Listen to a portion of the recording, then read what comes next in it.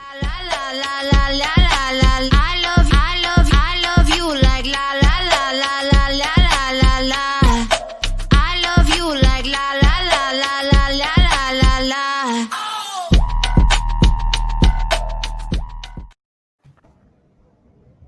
like it. Yeah. What's up, everybody? Thanks for joining us. Hey, welcome. This is the Real Estate Lab podcast coming to you live streamed every Friday from 2:30 to 3.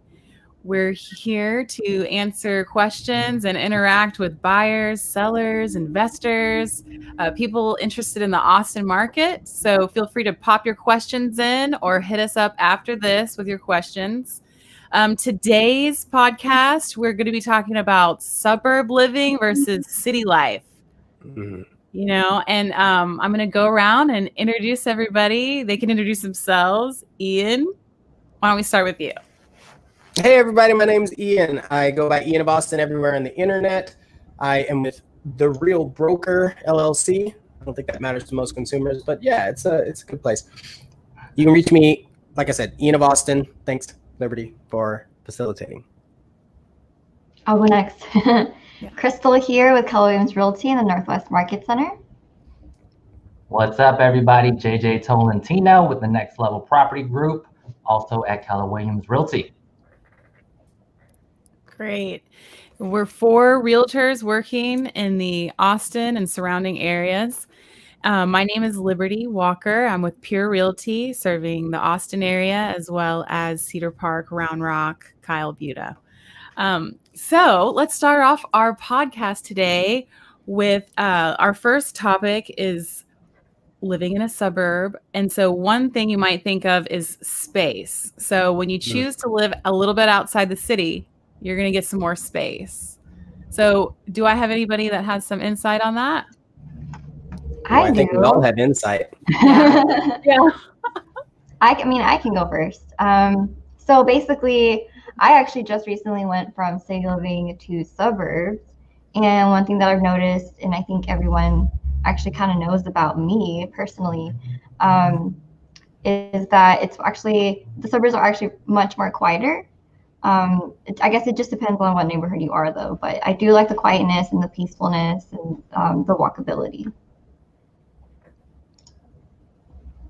Anyone else? Yeah. What do you think, JJ? So I'm going to set the tone. I'm taking a stance for the downtown dwellers because I'm in a high rise myself, although a majority of my sales are really in the suburbs because that's kind of the way Austin's growing in a lot of ways. I would say space is kind of subjective. Like I think most people think about land lot and square footage where you can definitely get more in the burbs.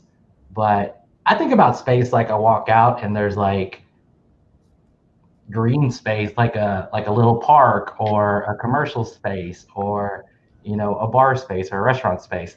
So definitely not your own space. So that's kind of the give and take. It's more of a shared space, and that's my take on advantageous space downtown. At least downtown. So having said that, JJ, you're kind of spreading out. You're using the space around you to go into. That's your home space. What about the pandemic? Now that you can't do as much stuff as you used to, I mean, has that changed your view of your condo? Actually, it has. It sucked at first. And I used to do weird things like go to the parking garage instead of go outside.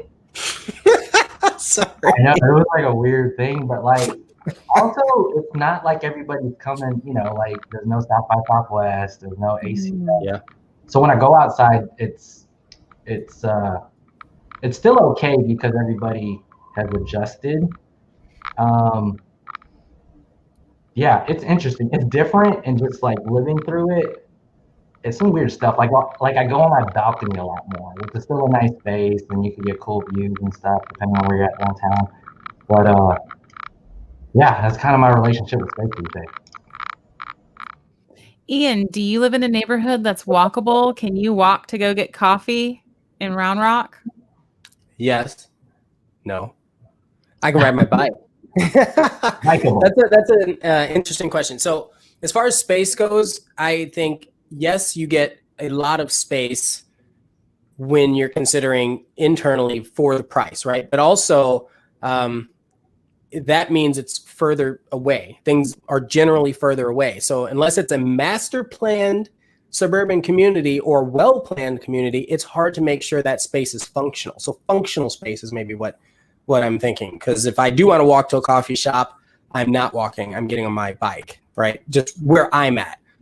In some neighborhoods, they might have a coffee shop right nearby, but most of the time it's a lot of houses sprawled together. You don't have the mixed use or the mixed development. Yes, I agree. And I would also say maybe public transport looks a little different too, because when I was working downtown, I'd hop on the bus, get across town for lunch, come back. But living in the outer skirts suburb area now, a little bit East Austin, I mean, that would be like an hour trek with the bus routes out here. So that's a little bit different for me too. Mm-hmm. So what about kind of when you're thinking about purchasing a property, you might consider different things like school districts and, the sellability of a property. What do you think about that, Crystal? When you decided to buy your home, did you think about school districts and would that kind of sway you to move into a suburb area versus a city area? I guess I kind of thought about it more that they are closer to more favorable schools. So I guess whenever I'm ready to, start a family, I'll already be close to these schools that I would want my child to go to. So I guess sort of, I don't know, being young, I'm only 24 years old. I didn't really have that in mind, but Round Rock still has overall a good school district. So I'm glad that I'm here and hopefully staying here for a long time. Yeah, I think Round Rock has if you Google the best school in the United States, Round Rock's on the top 5. Mm-hmm. And so that is really, I never thought about that. I have 2 young children. They're still a ways from kindergarten, but I'm starting to think about that. Maybe even the current neighborhood I'm in, I might need to go to Round Rock. I don't know. So I think what's interesting is the pandemic especially has thrown off our trajectory with school planning. But oftentimes parents were more concerned about how many children were in a class. And so if you could have either more opportunities for schools or smaller classes, I think that's a big consideration for a lot of people. And oftentimes if it's in a city, more densely populated area, you're gonna have a larger class size. So I think that's a big factor for a lot of people. What about grocery stores? JJ, where do you go grocery shopping downtown? Dude, so I live on 3rd and Oasis. There is a Trader Joe's like a few blocks away. Nice. And it is awesome. I mean, it's cool to, especially with the little one. I have a 1-year-old. So instead of a car seat and I get nervous when I drive with my baby, but we take a wagon and make a walk out of it. And even a few more blocks away is a Whole Foods, which is conveniently there, but jokingly can call it whole paycheck too. Yeah.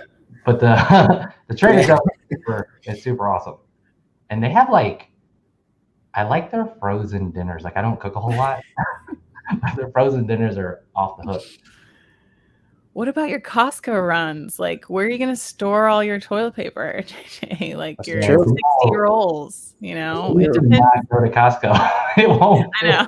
You don't have the space for 60 rolls. That's the difference, Exactly. right? So I guess you really have to think about what your family dynamic is. Mm-hmm. Are you shopping week to week, or are you doing those once a month runs to Costco? Because if you live downtown, it might not be as fun in your wagon. Yeah. You could get more square footage space. I'm still working on it, but it's a puzzle. It's like Tetris. It's like 3-dimensional Tetris all the time, fitting stuff in closets and planning all that stuff. And I think that's the trade-off, right? Is that walk to Trader Joe's worth, missing out on Costco and having that stash at that value and all that. So that's what I'm working with right now. I mean, my family's growing, so we're starting to burst at the seams at this point. But yeah, that's my relationship with grocery stores. So real quick, how often are you actually walking to Trader Joe's? Dude, I get like with groceries and stuff. Like you do really walk back with grocery bags? Yeah, like maybe seriously? Oh my gosh! Like I can't even imagine it.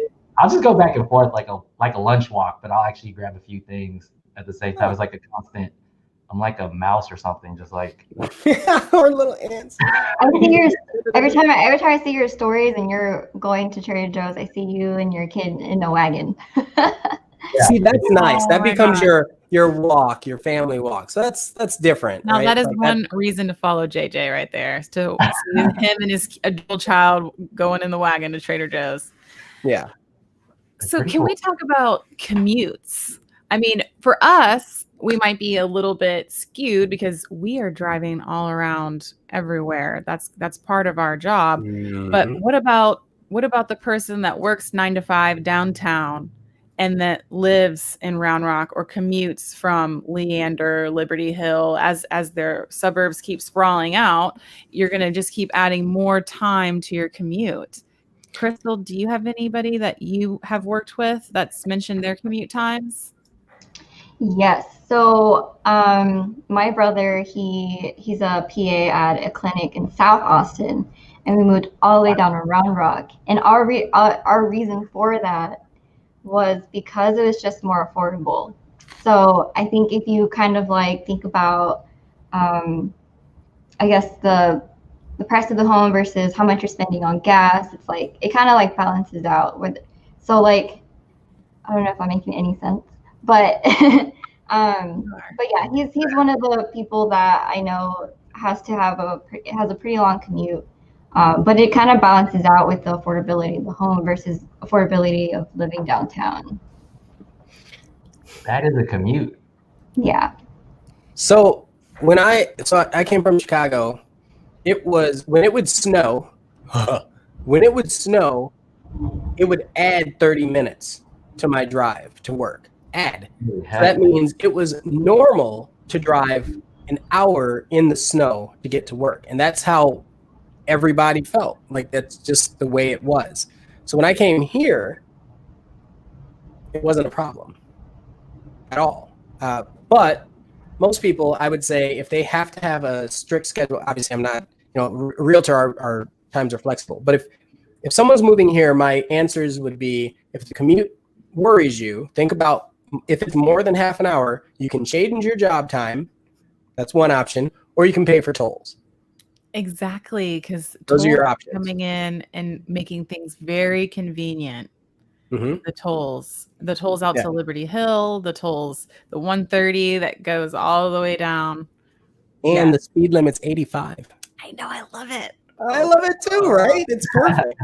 Because then I always go 85, so now at least I won't get a ticket. 85 really means 90 though. I was gonna say you did minimum of 85. What'd you say you do? 44? What was that, JJ? 94. Nice. I do like a little. Yeah, just so you're not at that 10 speed over. Yeah. It's so ridiculous. So I know this is also like a subjective question, but we talk about the safety of a neighborhood, and that's kind of hard to gauge. But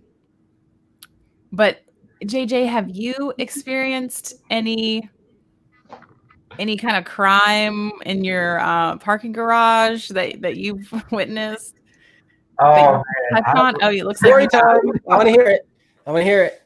The story that comes to mind, besides the protest and what happened on Congress and all that, I'll put it like this. My wife's not very happy with that aspect of it. But at the same time, I do feel like from like a cultural diversity point, like this is real. Like if these protests and, like very extreme socioeconomic differences, like that's the real world. And you could be tucked away somewhere that's safe and you don't see a lot of these extreme things happening in a weird way. I'm so warped. I've been living here for a minute and I have to make sense of it all, right?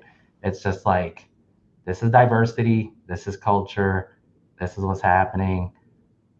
And you just have to know that that's part of it. Like when you're at the Central Business District, when you're in the capital of Texas and you're that blueberry county and the tomato soup and everything that's going on, and you got City Hall over there, people are going to protest and all that stuff. That's in the blue red. You got that? Yeah, I get it. Yeah. I mean, it's not for everybody, but if you can stomach it, it's really interesting. And definitely. At least you're up real high, so no one can get in your window. My story was actually... Yeah, but when he's walking to Trader Joe's. I can tell you my story now. Okay, so the story was a transient person got into the building and the elevators, because you could always piggyback onto like the fob or the entering person. So then these like alarms on our phones, we're getting text messages from management like, somebody is in the building with a knife and they're like checking if doors are open, and right now they're on the 34th floor. And then I'll check the phone again, it's like, oh, now they're in the parking garage. And I'm like, oh my God. And then I text my neighbor this crazy story, and he's like, dude, that guy actually tried to open my door. Wow. Yeah, so that was just the first story when you talked about safety, because I felt safe being up here, but there's also a lot of people running around the building. Yeah, that sounds scary. Yeah, with my experience living downtown, I pretty much lived my backyard. It was an apartment, so I'm just gonna say my backyard, which is like kind of just over the fence of the apartment complex, was pretty much where all the homeless people were kind of situated in their tents and everything. So I don't know if you saw like that YouTube video or like on Reddit or something, but someone posted on Reddit. He was like a resident here in Austin, but he pretty much filmed the progression from like March of the beginning of the year to like, I think it was like August, and it just kind of it grew a lot, the homelessness community, just like right there, just in that park. It kind of just filled up that park. So, and I was like right behind it. So that was kind of where I was a little, concerned about my safety and stuff like that. But yeah, now suburbs is completely different, or sometimes it just depends on the neighborhood. Mm-hmm. That was my experience living downtown. Yeah, that's been it's a lot of the city policies too that allowed it, and now that's kind of where our city's going. Like those other bigger cities, you go to like a New York City or San Francisco and you're like, what the heck is going on? And I feel like we're starting to hit that amount of, population growth, and the city faculty, like they can't really handle it. So it starts to grow a certain way. What do you think, Liberty, about the safety, the difference? Well, I think in my experience, there is going to, at least in the neighborhoods that I've lived in, there's crime. It's just different kinds of crime. Yeah. When I lived closer to downtown, I didn't have a car, but now that I live away from downtown, my car is out and exposed. And so that's, had some issues with it being parked out there. And in my specific neighborhood, I'm still, I consider myself pretty close to downtown still. I can get to downtown on a bike. And so I still see, it's not as much, but definitely the homeless population spreads out, or the people experiencing a state of homelessness. And, but it just depends, I think, and what you feel comfortable with. You could get into a gated community with a gate that closes,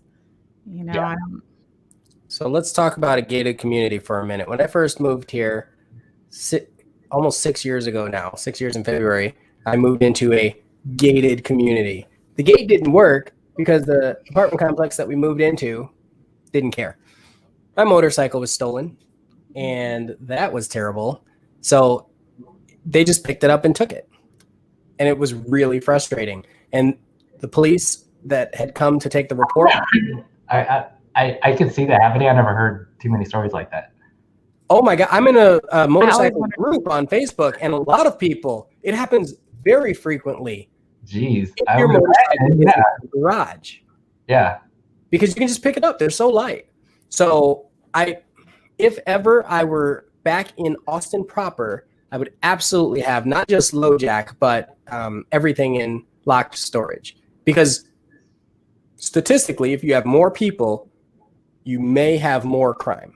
Yeah, and that's kind of the population thing, right? Like the more people, you're going to get a certain percentage of people doing this or that. And you know, even to stay factual, I always tell like investors, buyers, clients, customers to look at the Austin Police Department stats. Like they have it broken down pretty. It is public.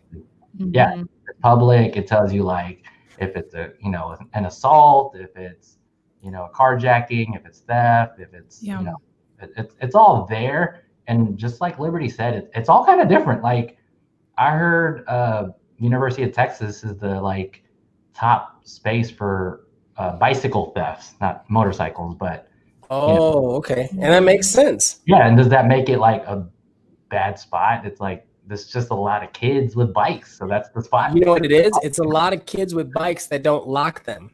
Yeah, right. So whose fault is it really? I mean, we know whose fault it is, but what I'm saying is, they're crimes of opportunity. People take crimes of opportunity. Means if it's sitting there, it's like, well, they didn't lock it up. They must not care.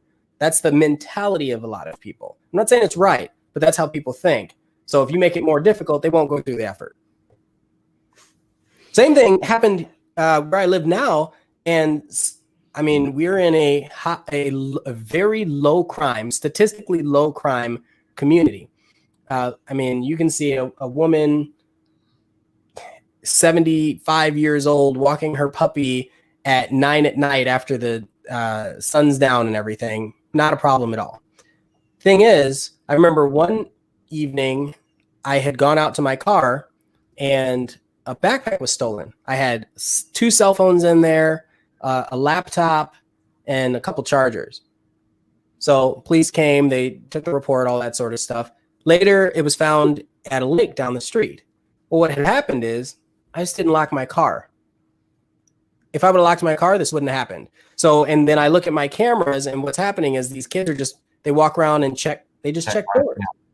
They're kids, they're bored, and they're just walking around checking doors. Oh, hey, one's open. They didn't even, here's the worst part. When I got the backpack back, which I did from the police officers, they brought it back and one cell phone was missing. Everything else was there and just wet. So they didn't even take anything. The laptop was worth way more than this old cell phone I had. Didn't make any sense. Kids. You know what else could give you a good neighborhood indication is well, I don't know if you could go on other neighborhood next doors. The next door is like full of like stuff like that, and then you could see if it's like if people are just stealing stuff off the front porch, or if they're like what type. There's also neighborhood Facebook groups. At least mine do. Yeah, those are worth checking out for sure. So between that and the police stats, that gives you a glimpse of what's going on. Yes, so just do your due diligence. I follow the Austin Police Department Twitter, just sometimes because there's funny stuff, but there's a lot of serious stuff too. But it's interesting to see that pop up, the different things that are happening. So we have about 7 minutes left, and I really want us to kind of leave with our takeaways and just kind of say what we prefer. You know, JJ, you said you're staying strong. You're going to stay downtown. You know, if everyone could maybe just touch a little bit about what they love about their particular neighborhood. Crystal, what do you think about? Is there anything that you love about your neighborhood? Shopping, you know, because I know a lot of in Cedar Park, you know, if your reason is, well, I want to live downtown Austin because I love Hop Dotties. Like there's Hop Dotties in Cedar Park now. Yeah, they're all over. Yeah, they're all over. I mean, they're, you know, and so that's. I hear people say stuff like that. Yeah, so I actually live pretty close I have really easy access to I-35, which is really close to, I'm 5 minutes away from the Round Rock Hop Dotty. And then just up my street, there's like 4 gas stations, a tiny little shopping center, there's Randall's. It's just really convenient. There's a 5 minutes away is an HEB. So I just kind of like the convenience of living in a suburb. It's quiet, just easy access to a bunch of restaurants versus, I know in the city when I lived in downtown, I also had access to a bunch of other more trendy, like E6, stuff like that. But I didn't like and I like that, the easy access to those places, but I also didn't like the noise, the crime. When I lived there, actually, during one of the protests, people were that Target that got looted. I lived like right across the street from that. So but I like the suburbs more than the city overall. So you're gonna stay put? Yeah, I'm gonna stay put. What about you, Ian? Oh, I have a lot of feelings. I don't know if that's a good thing. You're torn. Well, I'm not going to say that I'm for or against anything. I could see myself. It depends on resources, right? If you look at price per square foot, I can get a lot more for my money in the suburbs when it comes to space and land. But and I'm partial to a lot of things. Like we have our mini bikes, our motorcycles, a lot of toys, and so land. I want to buy an RV. We were talking about a boat. Having the toys, needing the space to put them, you can't do that in the city. I'm sorry, you can, but minimum price point starts at 1.5 million, right? To be able to have enough land and enough internal space to both grow a family and have all your toys on your property, specifically on your property. So that's kind of where I sit right now. I'm thinking the next place we move, we're looking to move again. It will probably be related to, space. Being able to put out like some tiny homes, maybe rent out some Airbnbs or something, and just not have anyone breathing down our necks about it. I know, a tiny home. And, you've got to look at your zoning when you're thinking about tiny homes, because I thought I was far enough away to have one back there, but nope, not permanent at least.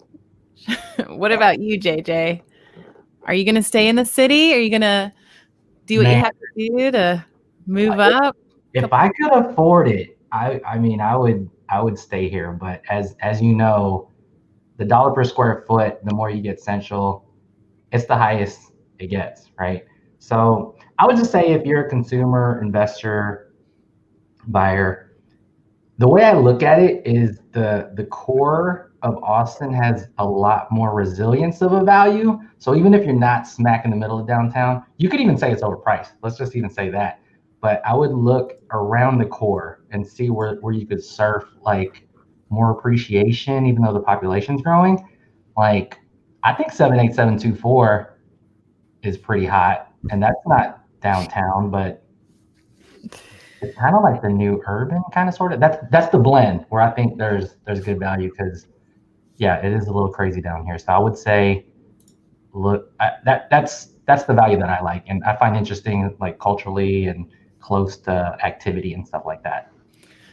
I'll end on talking about 78724 because that is my neighborhood. I live in that neighborhood. I love it out here. My lot is, I love how big it is. The only thing that I don't love is that I am living in a food desert. Like there is a Burger King, there's a Jack in the Box, and that's about it. There's a Chicken and Fish down here.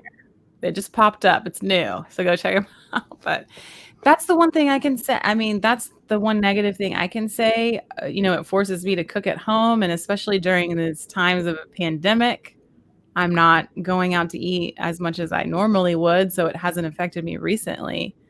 But, around. That brings me to just one last thought about it. I think I have better appreciation when I spend time downtown. Because think about it, how much time do you spend exploring your city, really? Like exploring around your house. Mm-hmm. You start to get used to it and complacent, and you don't go out to explore. So now when I head downtown, I have that appreciation for Zilker Park because it took me 25, 30 minutes to get there, right? Or it took me time to get to the domain. So all of that, it's just that appreciation is important. Yes, I love it. Well, thank you guys so much. I appreciate you tuning in, and follow us. Stay tuned. Watch for us every Friday. We're going to have new content coming at you. If everyone wants to go around and just say bye, I'm Liberty, Pure Realty. My phone number is down here. Text me if you have any questions about 78724. Crystal here, Keller Williams Realty. My phone number is right down there, 512-650-0401. Yeah, holler at me if you want to talk more about downtown, whether you like it or not. My number's right there, 512-669-9000. Everybody, thanks for watching. My name's I go by ianofAustin online, and you can just look that up and you'll find me. My phone number is also down below. Awesome, y'all. Thanks, Bye. everyone. Have Bye. a good weekend. Bye-bye.